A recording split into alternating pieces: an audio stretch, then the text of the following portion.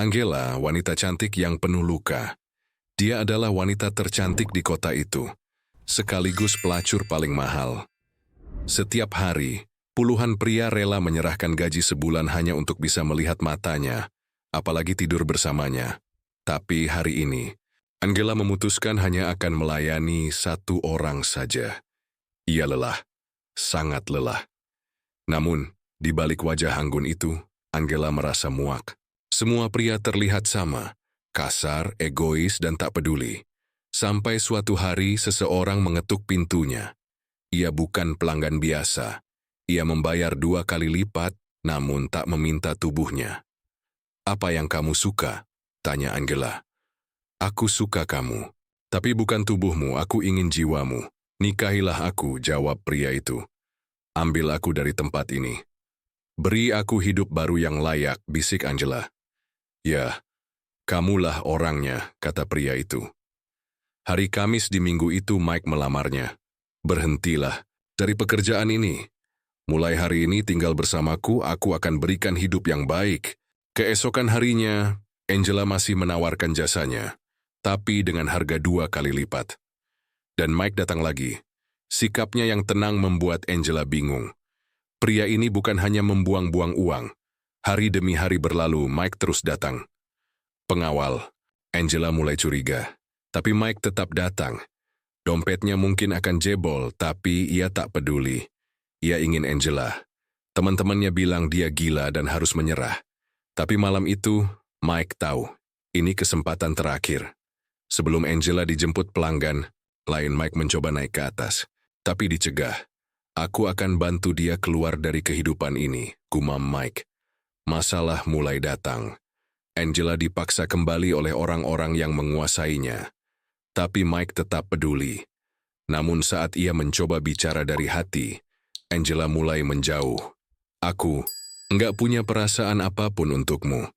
Aku cuma petani miskin," kata Mike. Kata-kata itu menusuk Angela. Ia hancur, tapi pengalaman hidup membuatnya kuat. Ia tak percaya lagi pada janji manis. Saat berumur 13 tahun, ia baru pertama kali bertemu ayahnya. Hasil hubungan gelap. Ia dan ibunya diusir. Untuk bertahan hidup, sang ibu menjual tubuhnya. Tak lama, ibunya meninggal karena sakit. Angela menjadi gelandangan dan akhirnya dijual pada seorang adipati. Tapi bukan kehidupan mewah yang didapat, melainkan siksaan dan ketakutan. Angela terlalu muda untuk mengenal dunia kelam, tapi itulah jalan yang dipaksakan padanya. Di usia 20 tahun, Angela pernah hampir menjadi ratu kecantikan. Ia dipersiapkan dengan penuh harapan, tampil perdana di acara bergengsi. Tapi tak disangka, tamu pertamanya adalah ayah kandungnya sendiri. Angela hanya bisa diam. Ia tak sanggup bicara saat menyadari pria itu adalah ayahnya, orang yang tak pernah mengakui keberadaannya. Tapi kali ini, ia ingin ayahnya melihat sendiri wajah anak yang pernah ia buang. Wajah penuh luka dan kecewa. Saat sang ayah tahu bahwa ia telah berhubungan dengan darah dagingnya sendiri, rasa bersalah dan penyesalan menelannya. Ia tak bisa menerima kenyataan itu, dan akhirnya menembak dirinya sendiri. Sejak hari itu, hati Angela membeku. Ia berubah menjadi wanita dingin. Baginya, hidup hanyalah jalan takdir tanpa arah. Tapi takdir belum selesai mengujinya. Suatu hari, karena kecerobohan, Angela hamil. Tapi pria yang bersamanya tak ingin bertanggung jawab. Sang istri sah tak ingin ada jejak yang tertinggal. Angela dipaksa menggugurkan kandungannya. Ia mulai kehilangan arah sebagai seorang wanita dan seorang ibu. Di tengah keputusasaan, Angela kabur di malam hari. Tapi dia belum tahu, dunia luar jauh lebih kejam. Dalam pelariannya, Angela menjadi sasaran 2 gadis yang mengikutinya.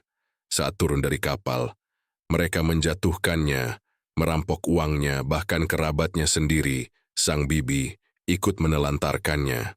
Untungnya Angela diangkat oleh seorang wanita, baik hati. Tapi pelariannya dari neraka justru membawanya ke lubang gelap yang baru.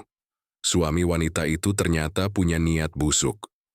Ia memanfaatkan Angela, mengurungnya, dan menjadikannya alat untuk menghasilkan uang. Angela dijerumuskan ke pasar gelap. Angela merasa tak punya jalan keluar. Sampai akhirnya, datanglah Mike. Angela tak percaya, tapi pria ini berbeda.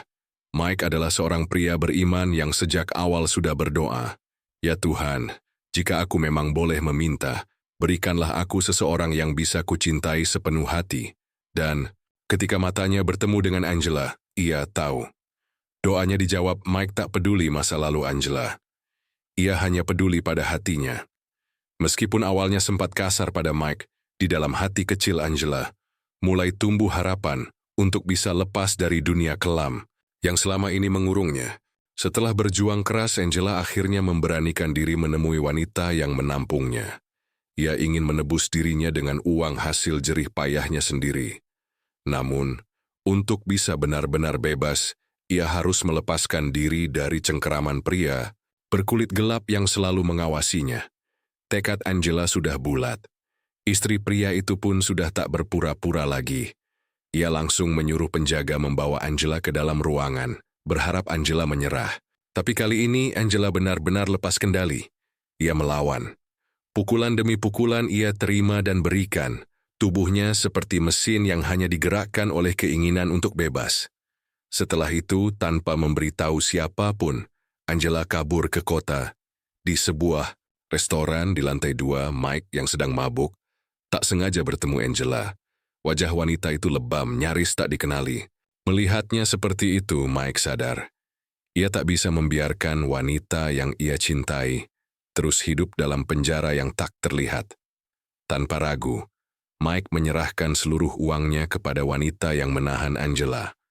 Walau saat itu bukan waktu yang tepat untuk melamar, Mike tetap berkata, "Aku tahu ini gila.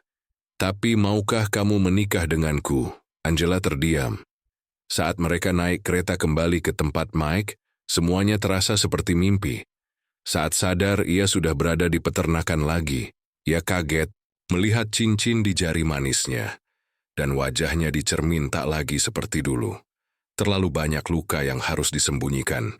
Mike masuk ke kamar, menyerahkan pakaian bersih buatan adiknya. Angela hanya menunduk. Ia bertanya berapa jauh kota dari sini. Mike menjawab, 20 mil.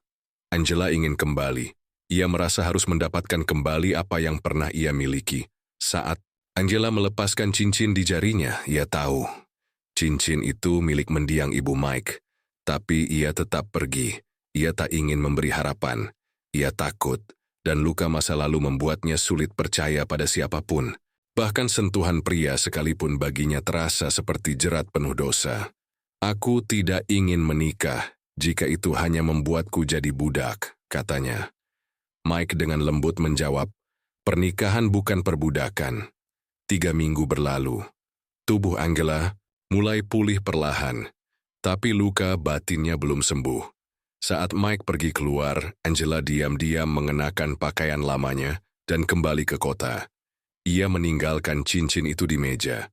Mike yang kembali menemukan cincin itu langsung mengejarnya. Melihat Mike mengekorinya, Angela panik dan mempercepat langkah.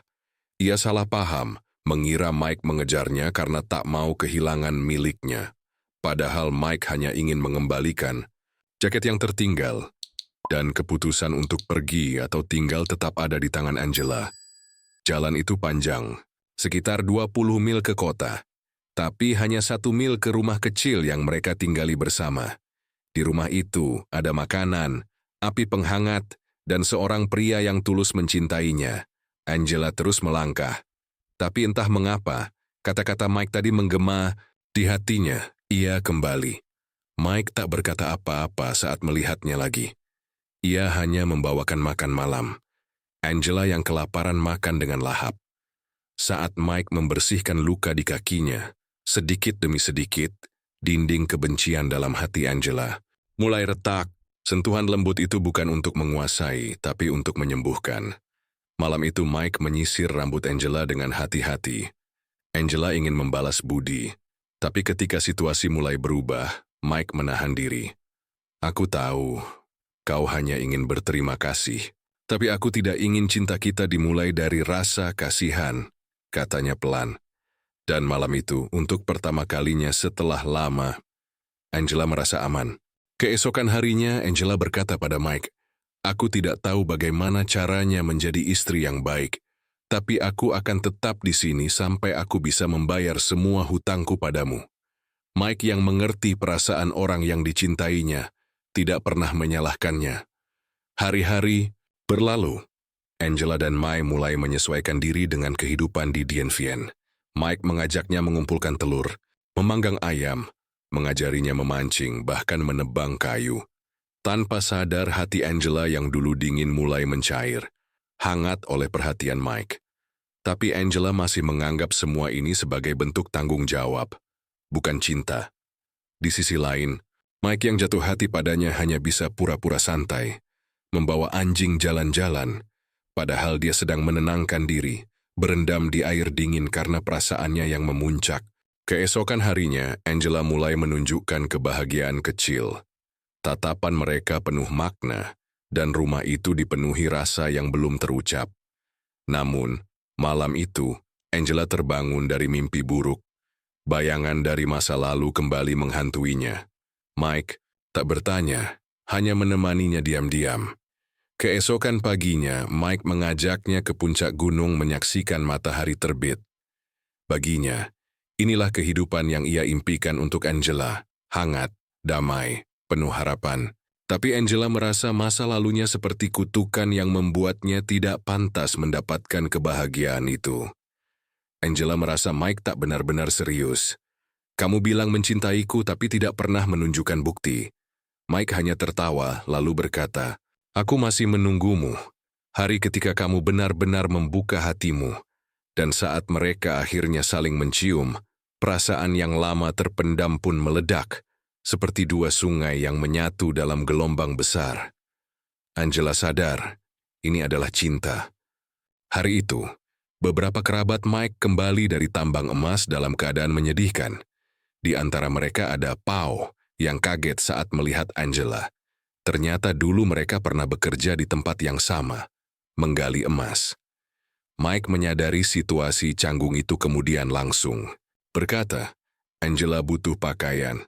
Aku pikir kamu setuju, kan?" Namun saat Mike pergi bekerja dan tinggallah Pau bersama Angela, suasana jadi tegang. Pau memandang Angela dengan jijik. "Melihatmu pakai baju buatan istri Mike, rasanya aku ingin muntah." Angela menahan sakit itu dalam diam, tapi akhirnya dia bicara pada Mike, ingin dia tahu tentang masa lalunya.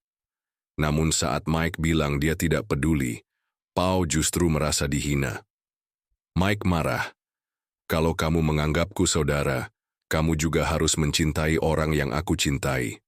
Mengerti?" Pau hanya menunduk. Di balik kemarahan itu, tersimpan luka kehilangan adik perempuan yang belum sembuh. Angela sebenarnya mengerti. Apa yang dikatakan Pau tidak salah. Mike memang tak peduli masa lalu, tapi Angela merasa dirinya bukan orang yang pantas untuk Mike. Dia berpikir Mike layak mendapatkan wanita yang lebih baik, yang hatinya tidak rusak seperti dirinya. Keesokan harinya, Angela diam-diam ikut naik kereta Pau kembali ke kota. Saat istirahat, aku tahu Angela tidak punya uang untuk membayar ongkos mobil. Pikiran buruk langsung muncul di kepala Pau. Dia memang belum pernah naik ke lantai atas rumah bordil, tapi diam-diam selalu penasaran seperti apa rasanya. Apakah Angela mungkin mengalami hal yang sama seperti yang dulu dialami oleh wanita lain? Saat itu, Angela ketakutan, terkejut, dan jijik. Tapi demi membuat hidup Mike jadi lebih baik, dia tetap melakukan sesuatu yang sebenarnya ia benci. Hal yang dulu sangat ia benci, seperti yang dulu dilakukan oleh Min di masa lalunya. Tak lama kemudian, Pau keluar dari balik pohon. Ia menyaksikan semuanya dengan rasa muak dan marah. Angela terus-menerus muntah setelah kejadian itu. Ketika tiba, waktunya pergi keluar kota. Pau tidak ingin orang lain tahu bahwa dia pergi bersama Angela. Jadi dia mengejarnya hingga ke mobil. Sebelum berpisah, Pau berkata, "Kau tahu aku tidak pernah munafik pada diriku sendiri. Tapi kau ambil uang Mike, ambil kudanya, dan bahkan istrinya. tapi masih mengaku sebagai saudara. Dibandingkan Pau yang hidup dengan kemewahan dan niat buruk, Angela setidaknya masih hidup dengan jujur. Saat kembali ke kota, Angela hanya melihat sisa reruntuhan restoran. Kabarnya tempat itu dibakar oleh sang adipati yang sedang mencarinya. Seorang pria datang, mengajak Angela ke rumahnya untuk minum. Meski awalnya terlihat ramah, ternyata dia hanya tertarik pada tubuh Angela. "Kembali saja ke pekerjaan lamamu," katanya. "Kita bagi hasil, tapi dengan satu syarat, kau harus melayaniku kapan saja aku mau, tanpa bayaran." "Kecuali Mike," katanya. "Tidak ada yang bisa mencintai orang seperti Angela." Angela akhirnya kembali ke pertanian. Di sana Mike diberitahu bahwa Angela pernah menumpang mobil bersama Bao. Wajah Mike langsung menunjukkan bahwa dia paham apa yang telah terjadi. Dengan nada tegas, Mike berkata, "Pulanglah, Pau, keluar dari sini, sebelum aku menyerahkanmu ke pihak berwajib." Setelah itu Mike pergi ke kamar Angela. Tanpa banyak bicara, ia hanya memeluknya dengan tulus. Kemudian ia memecat semua penjaga dan membawa Angela pergi dari kota itu. Mungkin karena Angela kembali ke pekerjaan lamanya, atau karena peristiwa bersama Pau yang membuatnya malu, Mike memilih untuk diam dan tidak menanyakan apapun. Sepanjang perjalanan tak ada sepatah kata pun di antara mereka. Hingga larut malam, Angela memergoki Mike sedang diam-diam menangis. "Aku hanya pemilik kuda biasa," katanya lirih. Air mata mengalir deras di wajahnya. Ia merasa jijik pada dirinya sendiri. Dulu dia membenci pria seperti dirinya yang menyentuh tubuh wanita dengan cara kotor dan semaunya. Tapi luka di hati Angela jauh lebih menyakitkan dibandingkan luka fisik yang ia alami. Luka itulah yang terus terukir dalam hati Mike, sesuatu yang tak bisa ia lupakan. "Aku memaafkanmu," katanya akhirnya. Setelah semuanya reda, Angela masih mencoba meyakinkan Mike untuk melepaskannya. Ia merasa tak akan pernah bisa lepas dari bayang-bayang masa lalunya. Tapi Mike justru mulai bercerita tentang lukanya sendiri. Sejak kecil, Mike menyaksikan kekejaman ayahnya, pemilik pertanian, yang menggunakan kekuasaan untuk menindas para pekerja. Ia membenci sosok ayah itu, tapi justru karena itu, Mike bertekad untuk tidak menjadi seperti dia. Ia percaya Tuhan selalu membimbing Mike ke jalan yang benar. Angela tetap bertahan di sampingnya. Waktu pun mengubah banyak hal. Perlahan, kepercayaan mulai tumbuh di antara mereka. Angela mulai merasa dimengerti, dan luka masa lalunya perlahan memudar. Suatu hari mereka bertemu dengan sebuah keluarga kecil yang sedang kesulitan. Kereta mereka rusak dan sang istri yang sedang hamil besar hendak melahirkan. Tanpa ragu, Angela dan Mike menolong mereka dan membawa keluarga itu pulang. Saat bayi keluarga itu lahir, Angela melihat bagaimana Mike menyayangi anak-anak. Tapi kenangan masa lalunya masih menghantui. Ia bahkan mulai merasa iri dan membenci pasangan itu secara tidak sadar, terutama sang suami yang mirip dengan pria dari masa lalunya. Angela akhirnya jujur kepada Mike. Ia pernah hamil anak dari sang adipati. Ia juga pernah dibawa ke dokter pribadi untuk menghilangkan kehamilan itu. Mike menanggapinya dengan tenang, berusaha menunjukkan bahwa ia tak peduli dengan masa lalu Angela. Namun, malam itu, Angela tahu tetangga mereka membeli tanah di dekat pertanian dan berencana tinggal selamanya di sana. Angela sadar, inilah saatnya pergi. Keesokan harinya Angela menyiapkan makan siang terbaik. Di puncak gunung yang sepi, ia mengucapkan selamat tinggal lewat cinta. Esok paginya, putri tetangga menemukan sepucuk surat dari Angela. Ia memberikannya pada Mike. Kali ini, Mike tidak mengejar. Ia memilih menghormati kepergian Angela. Ia tahu, ia tak punya apa-apa lagi untuk diberikan padanya. Angela pun tak menoleh ke belakang. Ia memilih pergi ke kota lain, memulai hidup baru. Dengan kemampuan memasaknya, ia melamar sebagai koki di sebuah restoran. Ia pikir, mungkin inilah awal kehidupan yang damai, tapi nama sang adipati seperti kutukan yang tak bisa hilang. Tak lama kemudian pria itu menemukan Angela dan membakar restoran tempatnya bekerja. Ia menggunakan nyawa pemilik restoran untuk mengancam Angela, memaksanya kembali tunduk. Keserakahannya membuatnya ingin menguras habis semua yang masih tersisa dari Angela. Namun kali ini, Angela sudah berubah. Berkat Mike, ia belajar menghadapi rasa takut. Dan untuk pertama kalinya dalam hidupnya, Angela memilih melawan. Tuhan, aku ingin percaya, sangat ingin percaya padamu. Jika engkau mendengarku, tolong bantu aku. Saat matahari terbit, ia mulai merasakan secercah harapan. Ia berharap bisa melihat ibunya kembali. Ceritakan kebenarannya padaku, cintaku. Katanya Sang Duke lalu memamerkan kebanggaannya di depan banyak orang. Tapi Angela justru membongkar siapa dia sebenarnya. Angela mengungkapkan bahwa dia bukan satu-satunya korban. Masih ada 2 gadis lain yang dikurung dan disiksa. Angela sendiri dijual saat usianya baru 8 tahun. Sang Duke marah besar dan menyeret. Angela masuk ke dalam ruangan berniat membunuhnya. Tapi tiba-tiba seorang polisi kulit hitam muncul, menyelamatkan Angela dan 2 gadis lainnya. Mereka berhasil kabur.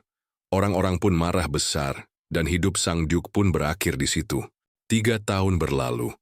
Tanpa sengaja, Mike bertemu Angela lagi. Angela kini mendirikan rumah bagi para gadis korban seperti dirinya.